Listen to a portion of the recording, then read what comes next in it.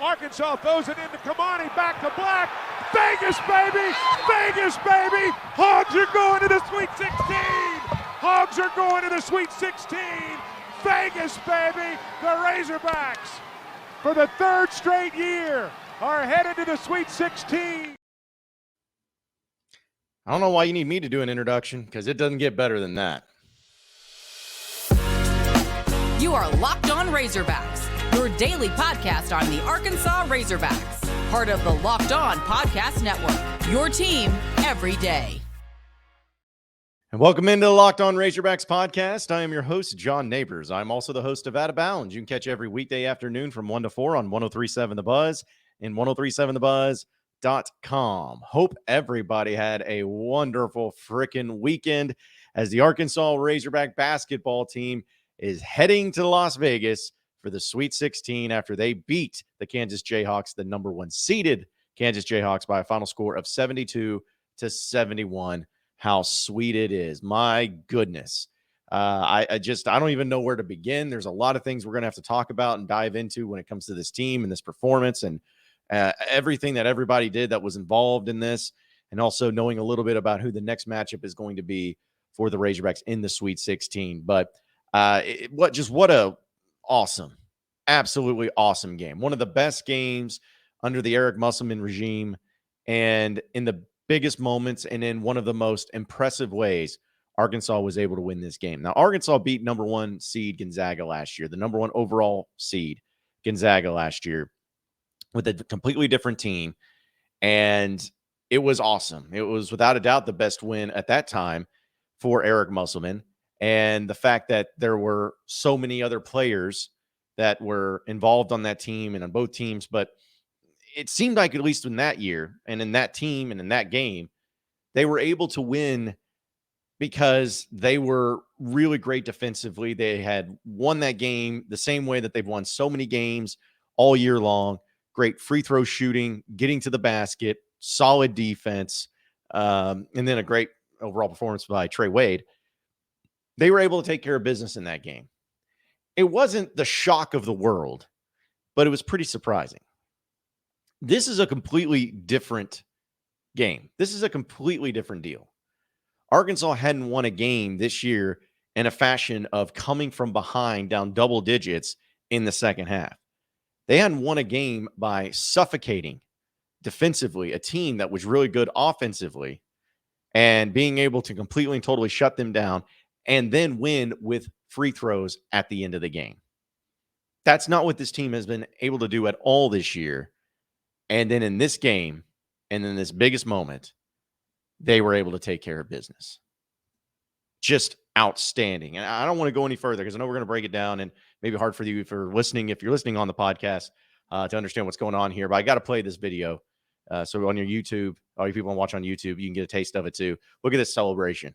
Look at this celebration from the Razorback basketball team when they take care of business. Watch this.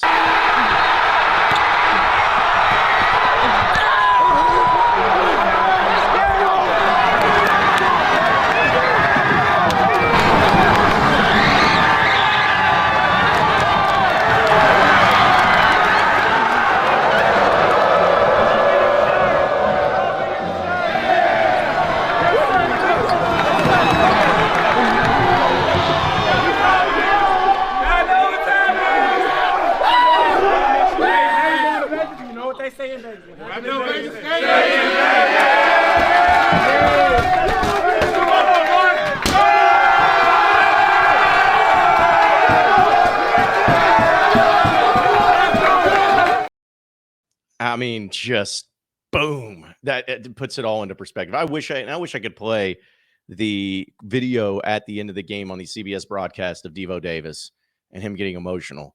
I wish I could play that, but I'll get copyrighted. If you haven't seen it, if you don't know what I'm talking about, go watch it and try not to tear up. Try not to get emotional. That was awesome. And we'll talk about Devo specifically. But this team proved that they can hang with anybody. They can beat with anybody. They just had to get there. They just had to execute the game plan. And that's exactly what happened in this game. Arkansas, in the second half, really turned it on. It looked like in the beginning of the game, I was there in Des Moines, and it looked like in the beginning of the game, Arkansas was a little shell-shocked, a little timid. Wasn't really prepared for not saying they weren't prepared for the game, but just they got punched in the mouth by a team that had some championship experience and had been here before. And from the get-go, it was pretty obvious as Arkansas very quickly got down 8-2 and ended up going into the half down by a significant amount of 8 points. Could have been even more than that, honestly. And it just, again, you had some bad turnovers. You didn't have a great shot selection. I thought the officiating pretty awful for the most part, both ways. Not very consistent. A lot of foul calls and significant foul plays in this game too. But the performances by both Ricky Council and Devo Davis were just outstanding. And again, I want to spend a whole segment on Devo in a second. So let's talk about Ricky. Ricky has been hit and miss a lot of times this season. And there's been times he's gone for 25 points and just looked like a world beater, looked like an NBA draft pick. Think about the game he had against Baylor on the road. He was just all over the place, flying high and dominated. And then there's been other times he just didn't show up and didn't have consistency and didn't hit his shots and didn't play very well defensively. Just a lot of inconsistencies there. But on this stage, Ricky came up huge. He had 21 points in this game. Didn't shoot the ball percentage-wise very well. Always went 5 of 18 from the field. But what was the most important thing that he did was go 10 of 11 from the free throw line. 10 of 11 from the free throw line. And the one miss that he had late in the game, he got the offensive rebound after a great hit from Jordan Walsh, and he went back to the free throw line and sank 2. Massive, massive play. He also had, in this game, 4 assists and 6 rebounds. 1 block shot and only 1 turnover. He was all over the place. He was the guy who that turnaround jumper he had towards the end of the game. Clutch, absolutely clutch. He was awesome, and he was the guy that sealed the game for Arkansas, playing every minute of this game. Another guy that also needs a huge shout out is Jordan Walsh. Jordan Walsh, that guy played about as outstanding of a game as you could have. He had the best plus and minus on the team, is plus 12. He played 33 minutes in this game. He didn't eventually foul out, as well as Devo and well as Mekhi Mitchell. But Jordan Walsh and Mekhi Mitchell both played great. We talked about on the podcast last week, leading into this game, it's like, well, how can Arkansas do this? What do they need to do? What do they need to do to take care of business? Like, how does that happen? Well, what they need to do is they need to be able to have their forwards play well, not go for 20 and 10. I mean, that'd be great, but just play well, play good defense, take advantage when they have good looks and good shots, make it happen. Jordan Walsh, 10 points. He only went 3 of 6 from the field, hit 1 huge 3 to give Arkansas the lead in this game, and also had great stats, 3 rebounds, had to have 2 turnovers, 2 steals. But when you see that, you're like, okay, well, he didn't fill up the stat sheet. How did he have plus 12? If you watch that game, look at the way he played defense. He locked them down.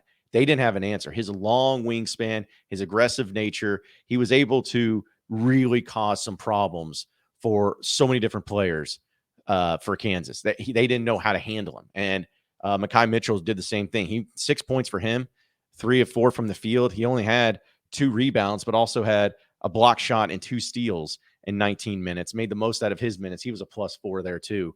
So having those 2 guys and at the forward position do what they did was outstanding. And I would even say that the difference in this game overall was like, I guess from the 15-minute mark until I had Mekhi Mitchell foul out of the game, must put in a lineup that just changed everything. They figured it out. They just clicked.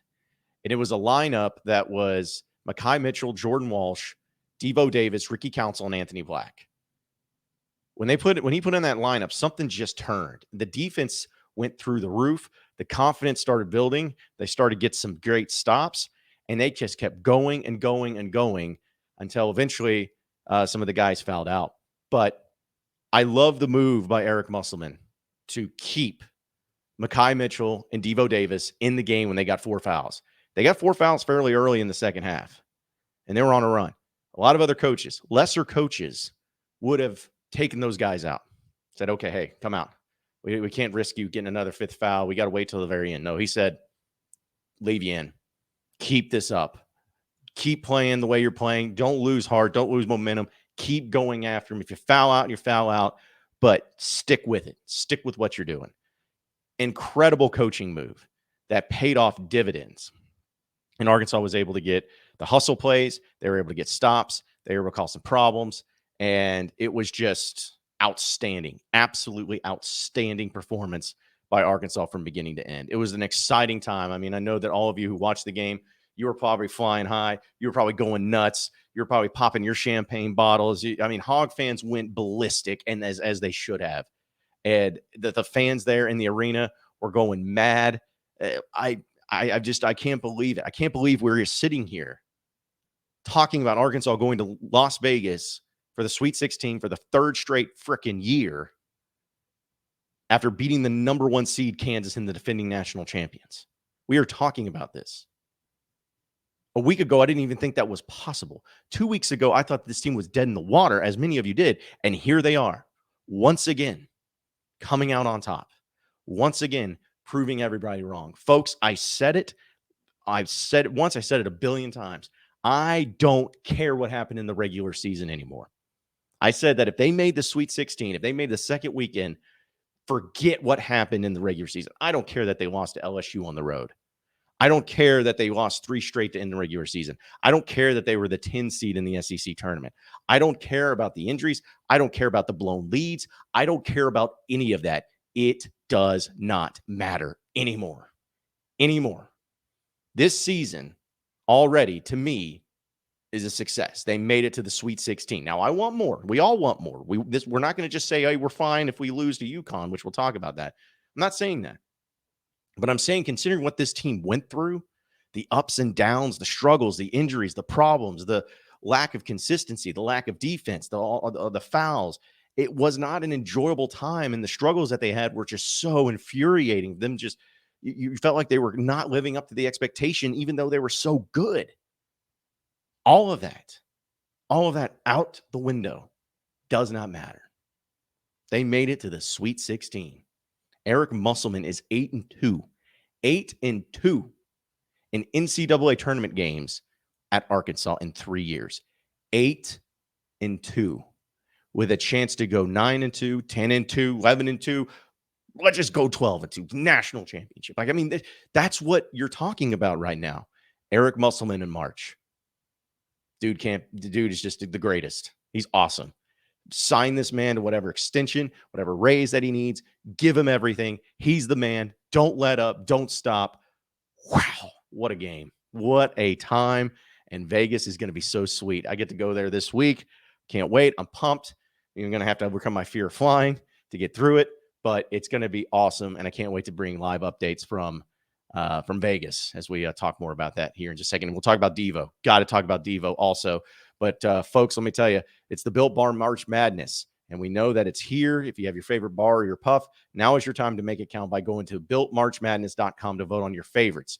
You know, there's so many different flavors to choose from. It's really tough. I get it. But sometimes in the March Madness bracket, it's hard to vote on who you think you're going to have winning these games. A lot of your brackets may be busted. It's not because you didn't like one team or the other, but sometimes it happens. So let's find out who is the best. And also, you will be entered into a drawing where 50 lucky Locked On listeners will get a free box of Built Bars. And not only that, one Locked On fan will receive a 12-month subscription to Built and have Built's best bars and puffs delivered monthly straight to your door.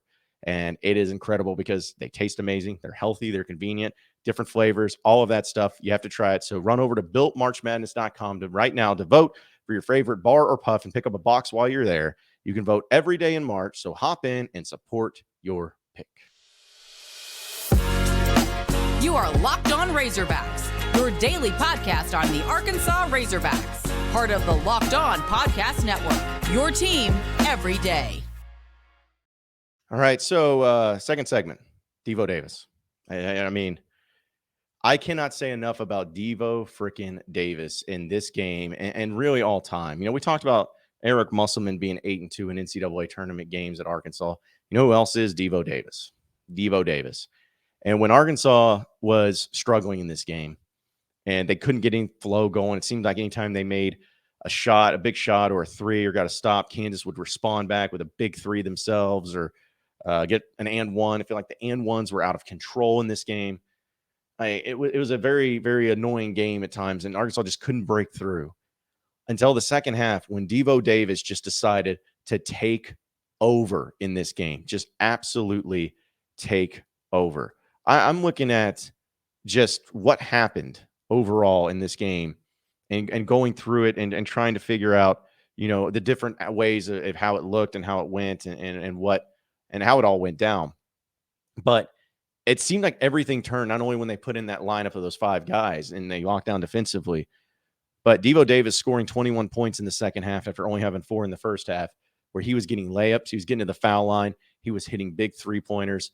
He did not give up. He did not back down. He went after it, and that is what you expect out of your veteran, out of your dude who has been here many times before. He took the game over, and the rest of the team followed him. They follow the leader. They've all been bumped and they've all had some injuries. They've all had some stuff that they've been dealing with. They've had to overcome a lot. All of those things happen, and it's 100% true with this team. Multiple times it's happened with the guys on this team and everything. But they didn't back down.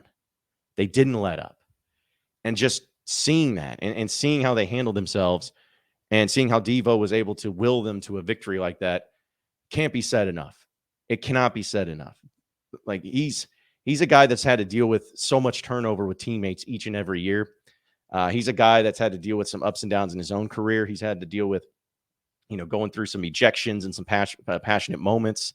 He had to step away from the team for a little bit earlier this year. There's just been a lot of things going on with Devo and the emotions that he's had at times. But when the lights are shining the brightest and when they need him and when they absolutely need him to take care of business, that was just everything that you could ever ask for. He actually had a stretch of 10 straight points and 14 of 18 of Arkansas's points when they were down 12. When they were down 12, he scored 14 of the next 18 points.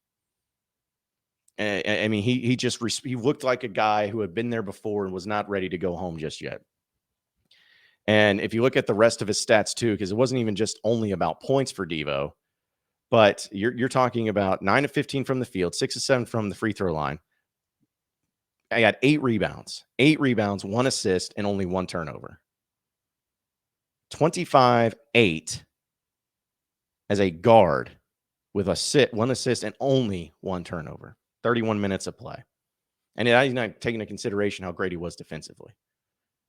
And to see the moment, I already talked about the emotion he had after the game when he was sitting there, tearing up and crying because you could tell it meant so much to him and his team of finally like overcoming it. And after all the things that they've been through to finally get to the point to where it was just like this weight off the shoulders. And he broke down and got so emotional when he saw him and Muss hugging each other and Muss saying, I love you. And he's like, I love these kids. He's like, sometimes I consider Devo my son.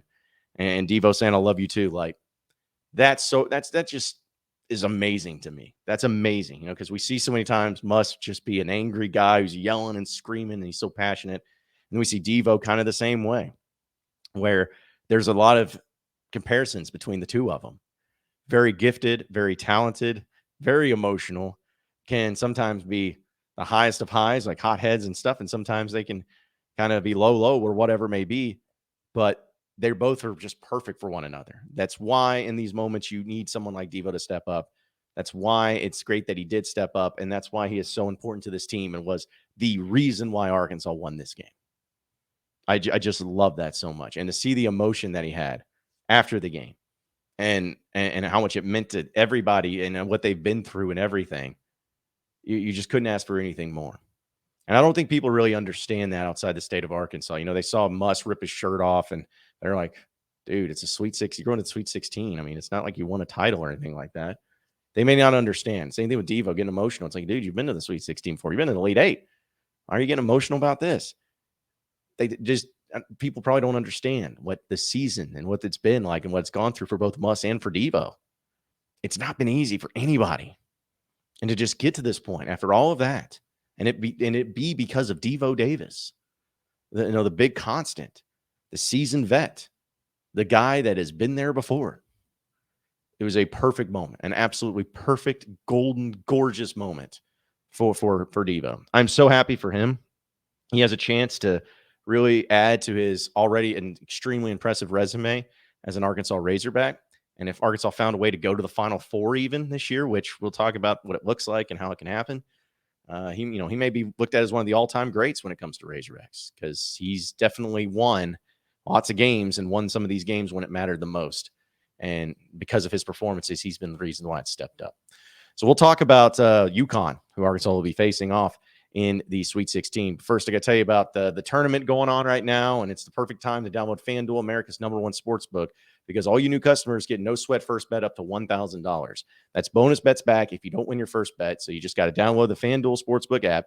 Safe, secure, super easy to use. And then you can bet on everything from the money line to point scores to three string, no matter what it is, you can bet on it. Plus, FanDuel allows you and lets you combine your bets for a bigger payout with the same game parlays, which are so much fun to do when it comes to particular players, particular teams, spreads, money lines, over-unders. You can pick whatever you want, customize it the way you want, and then be able to get out a bigger payout with the parlay. So don't miss your chance to get your no sweat first bet up to $1,000 in bonus bets when you go to FanDuel.com/lockedon.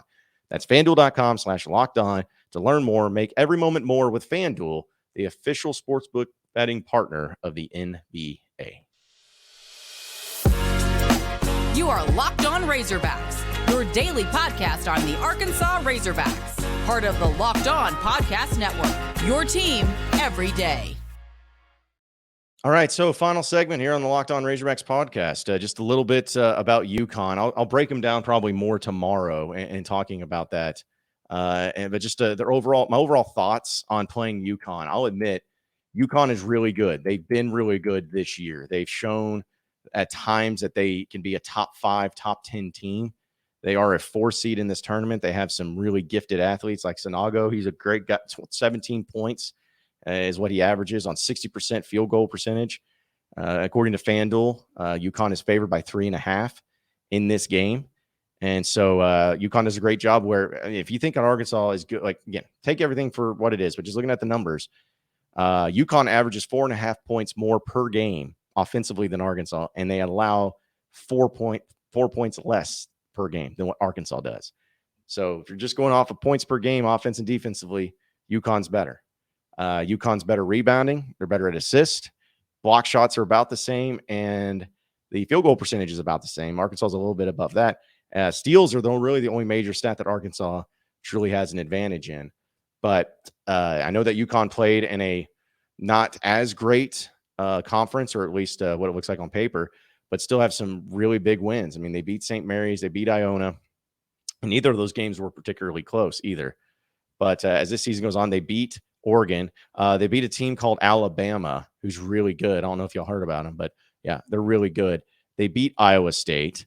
They went on the road to Florida and smoked them. They beat Villanova. They beat Marquette. They beat Creighton, who's also in the Sweet 16. They beat Butler. They beat Marquette. I think I said that already.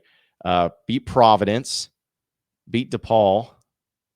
And I mean, they've played Marquette at times, a couple times. Like they've got a pretty impressive schedule, and they got a pretty impressive resume. This is not going to be an easy game.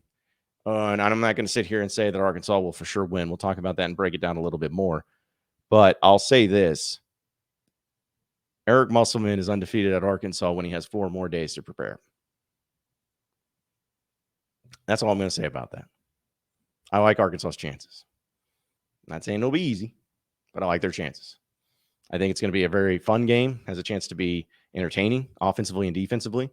Let's just hope that the Razorbacks come out on top, because if they do, you're talking about a game that they would, if they won, again, I'm just assuming that right now, if they won, they would play the winner of UCLA.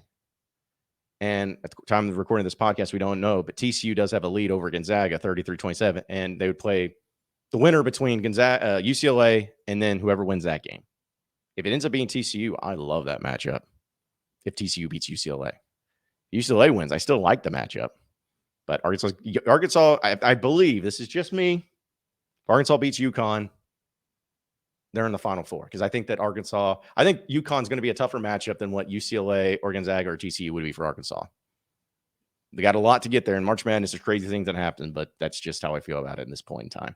Appreciate everybody listening in to Locked On Razorbacks podcast. Be sure to lock and subscribe to the podcast on iTunes or on Google Play.